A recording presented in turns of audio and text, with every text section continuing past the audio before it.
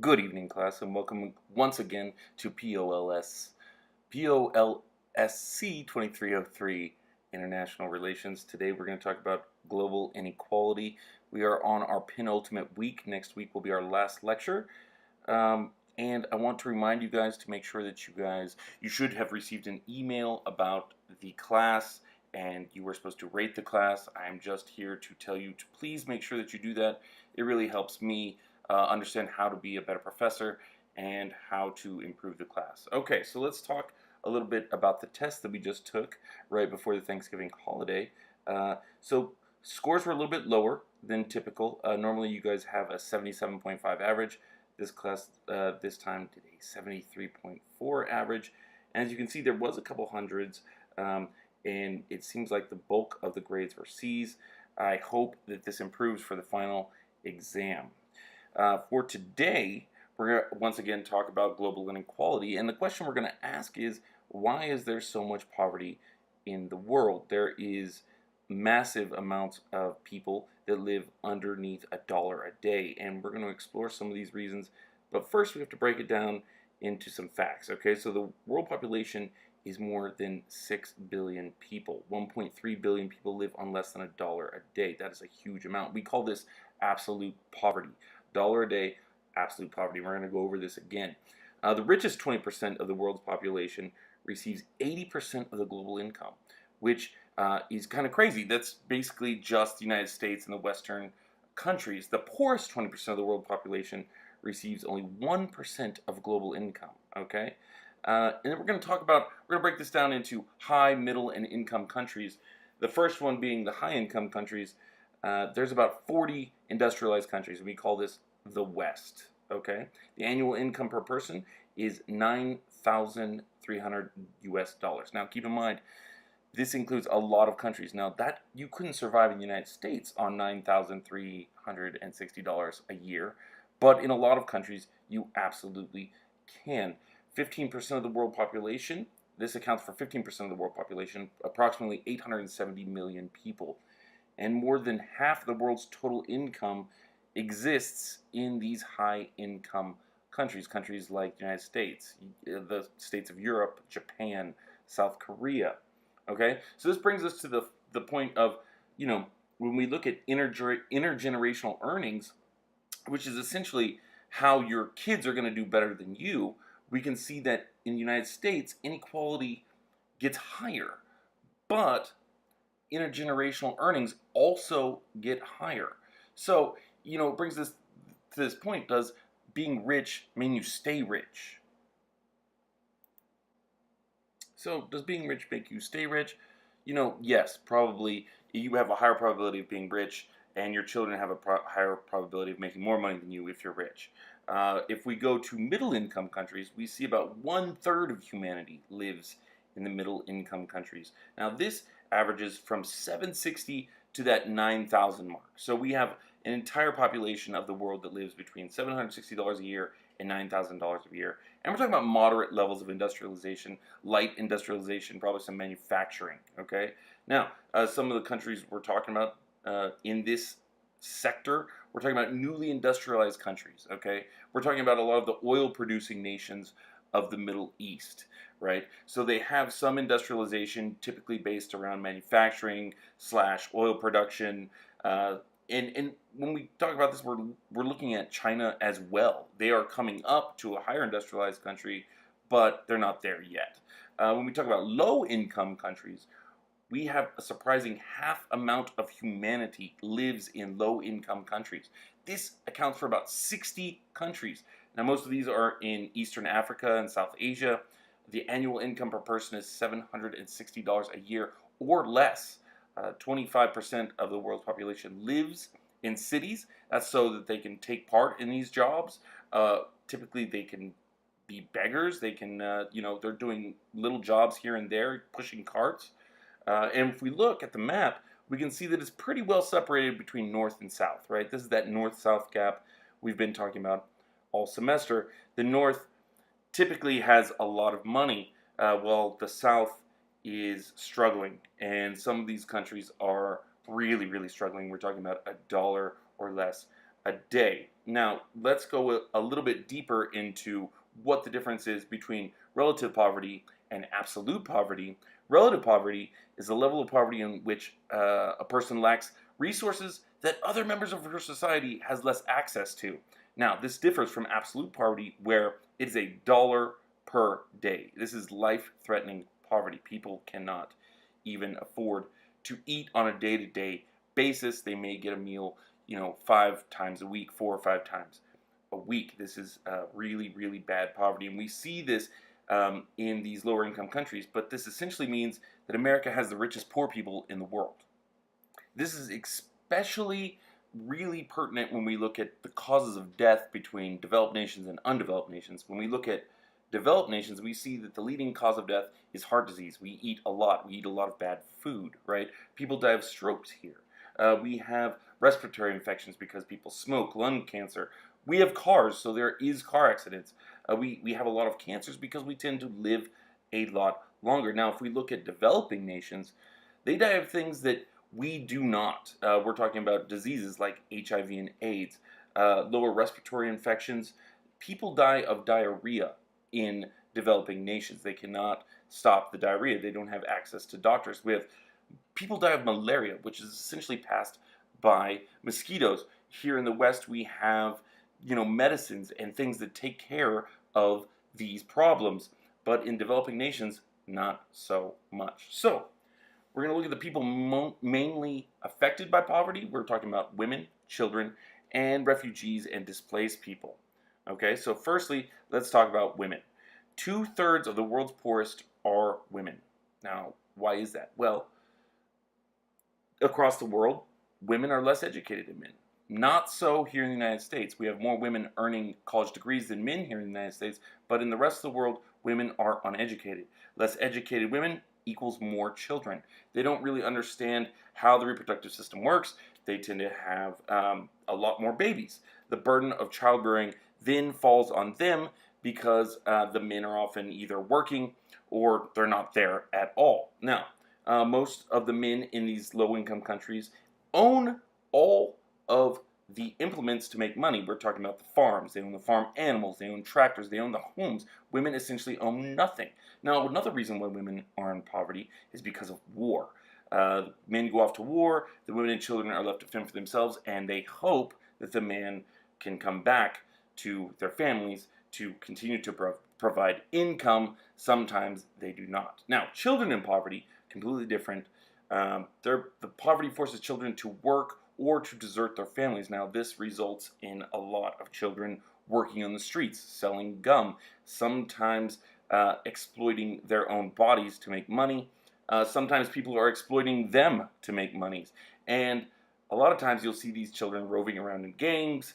They're using drugs to get money, and they could be thieving as well. Yeah, so they could be thieving as well. Now, the last people that we're talking about is displaced people. We typically call these refugees, and these are people who flee from their own country and cross international borders to avoid war or political and economic oppression. Now, this is very pertinent today as we see what's going on in Europe, where we have thousands, if not millions, of refugees flowing into Europe. This graph shows that this is by far the biggest displacement of people into Europe that has ever occurred, at least in modern standards. Now, this graph is from, I believe, 2014. Since then, it has absolutely increased, and you can see the international law states that when you leave a country, you're supposed to stay in the exact country in which you arrived at and which were free from harm. You can see that this is not happening. Most of these refugees are flowing into Germany, Austria. They are going into Sweden, and typically they like to go to France too. Now, why do they like to go to these countries? Well, that's because they're welfare countries. People often, there's a lot of money, so the people often make sure that these people have things to eat, places to live, water to drink. Now, a little background into this. In 2015, the Syrian War refugees began movement into the European area. Now, at the time, people thought that there was going to be 500 to 700,000 people. And, of course, they bypassed Greece and Italy for Germany, France, and UK because there are a lot of welfare things to have there. But since then, we've seen some countries stop letting people in. This picture is from Hungary, where they've completely shut off the roads to displaced people. Now, if you look at this crowd, a lot of them seem to be men. There doesn't seem to be a lot of women flowing from these countries, and or even children. It seems to be younger men, aged 18 to about 30, flowing from these countries. Now, this could be because the women can't make the trip, yada, yada, yada, blah, blah. All right, so in 2016, Brexit happened, and typically people think it's because of the migrant crisis, but the migrant numbers increased into the millions. 2017, here we are at 2017, and what we see is kind of dangerous. If we look at the political landscape of Europe, we see far-right leaders gaining momentum in parties. So in France, you have Marine Le Pen, who made a strong push for the presidency. We also have a far-right leader elected in Austria. Now, he's 31. He is extremely far-right. His name is Alexander van der Bellen.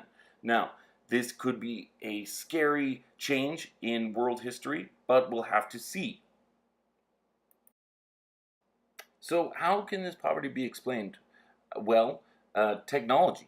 The richer countries have higher technology. If we look, we see that China once accounted for a lot of the poverty, but once we take China out of the population, we still see that there remains a very steady stream of impoverished people here in the world.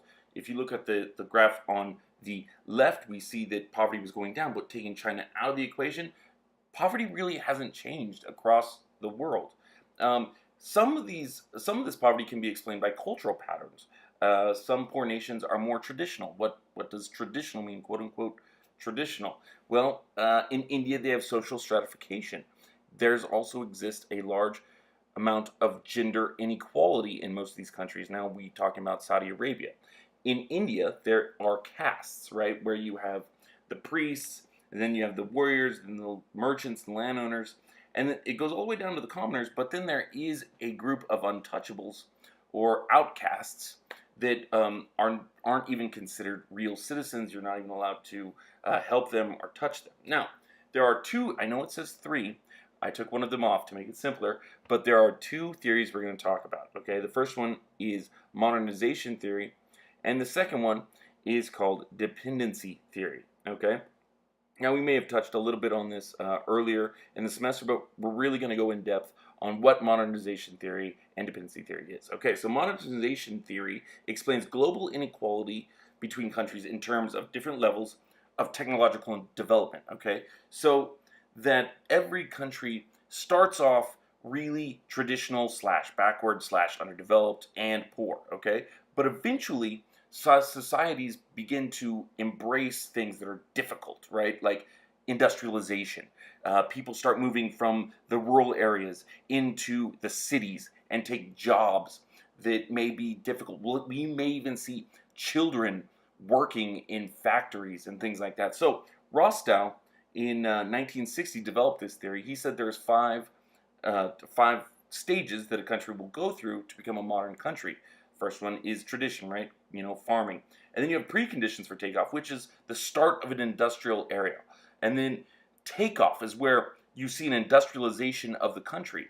Now, from this industrialization, they begin to get more and more technologically advanced, and then eventually you reach high mass consumption. Now, that's exactly where the United States is right now. You'll see a lot of Europe like that, and Japan is also in high mass consumption mode.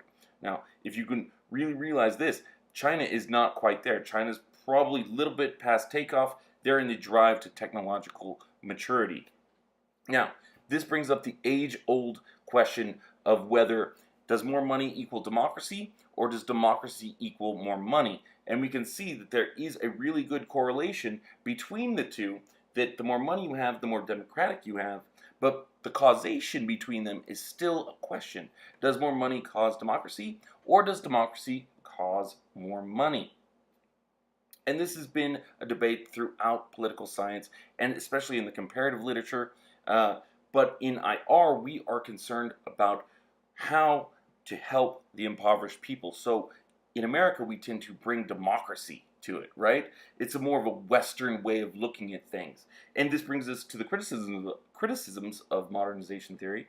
that it's a Western-led capitalistic theory. Modernization theory does not take into account colonial exploitation. Yes, we took over these countries and stole a lot of their resources.